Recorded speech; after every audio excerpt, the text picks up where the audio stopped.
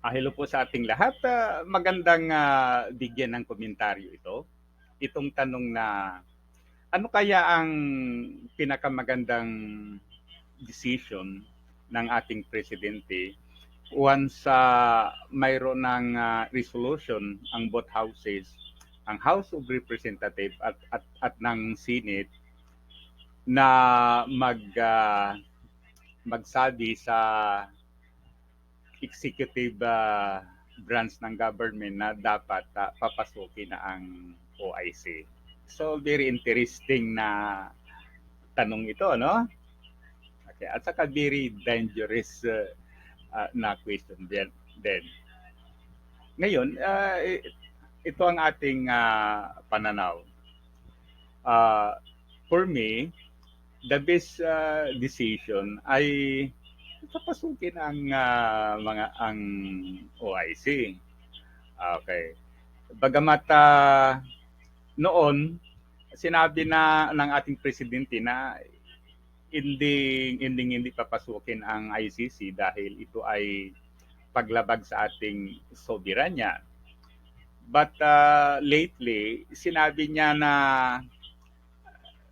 opo, na pag-aralan natin ang kasama na yung pag-rejoin natin sa ICC. Sabi niya, pag-aralan kung ano ang nararapat. Ngayon, dahil ayon sa ulat, mayroon ng approved resolution ang lower house. Pagkatapos ang Senado din ay mayroon ng resolution, although as of this time, hindi pa natin alam kung ito ay approve na o hindi. Then, malamang pag-approve ito, so napakahirap na decision ang gagawin ng ating presidente.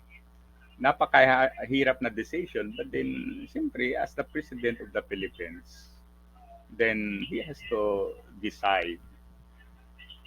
Now, tinitignan ko yung mga rason in relation dito sa mga resolution. Okay. Sa tingin ko, bagamat ang mga ito ay resolution lamang, then mabigat ang mga ito dahil ang mga gumawa ng resolution ay inihalal ng mga tao. Now, in the case of the lower house, sila yung representative ng whatever district, pagkatapos o sectoral.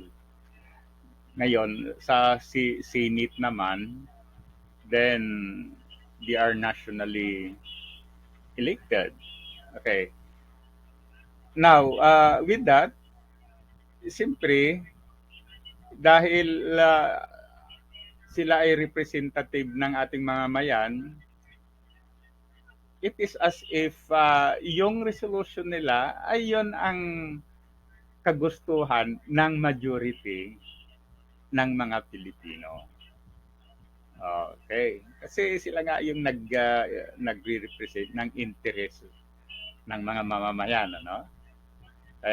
Kaya yon dapat isipin ng presidente yon na ang mga resolution, bagamat resolution lang mga ito, ay hindi lang yan basta-basta resolution kasi nakasaad yan yung kagustuhan ng mga mamayang Pilipino. Although ito yung kwalan natin, opinion lang natin, ano? Personal opinion. Okay?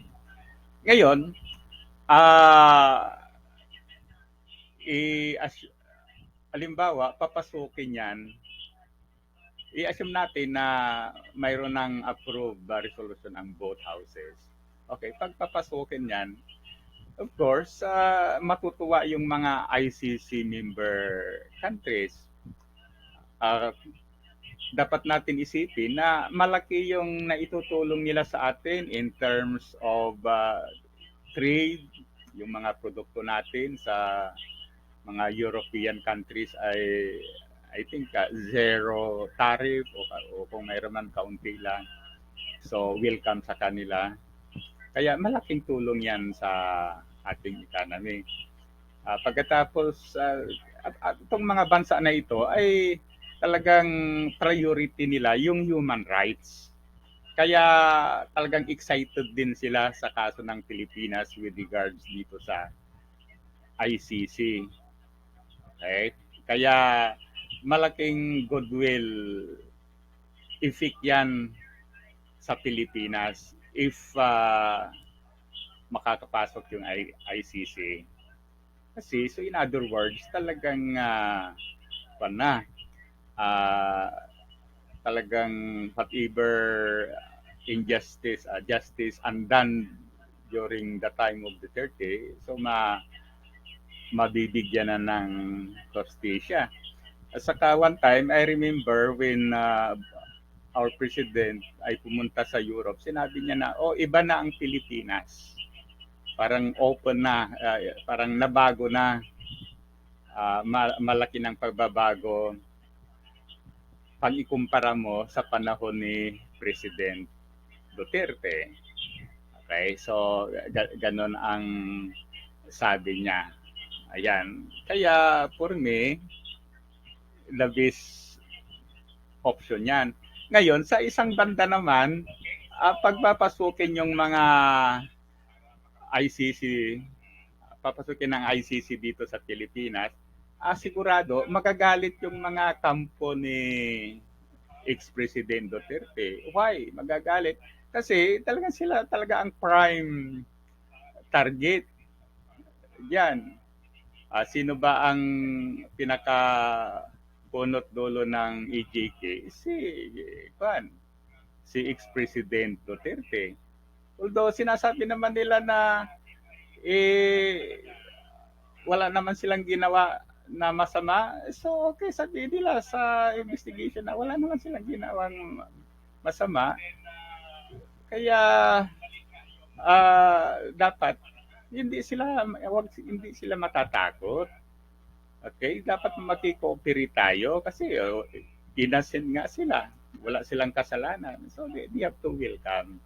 But sigurado ako pag makakapasok ang ICC, ay talagang magkaroon ng open na Marcos versus Duterte war. Okay, siraan na dyan, and so on. Pagkatapos, nananakot pa itong si ex-President Duterte na watch out the military at saka police. Baka ma-overthrow ang president. Pero personally, hindi na ako naniniwala dyan. Ano? Okay. Hindi blind ang mga yan, ang mga militar at saka pulis para sumunod doon sa wala na sa kapangyarihan. Maalis yung kanilang tension, no? Baka maalis sila sa salvation. So, ganon ang tingin ko. May kabutihan pagpapasukin yung ICC, then pag hindi naman papasukin, ma-please yung Duterte camp, magiging close uli yung pagkakaibigan ng dalawang kampo. Ngunit sinabi nga, in politics, wala talagang permanent alliance, permanent friendship, permanent political party. Ang mayroon lang talaga is permanent self-interest. So talagang ganyan yan. Ano? Kaya tayong mga Pilipino, huwag tayong pauto-uto sa mga politiko.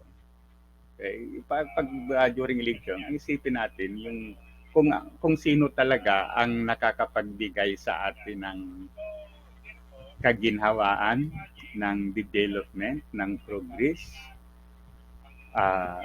Iyon ang ating mga ibubuto. So muli, thank you. Sana i-like at saka subscribe.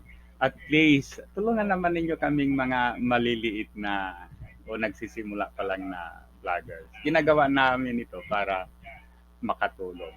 So muli, maraming salamat.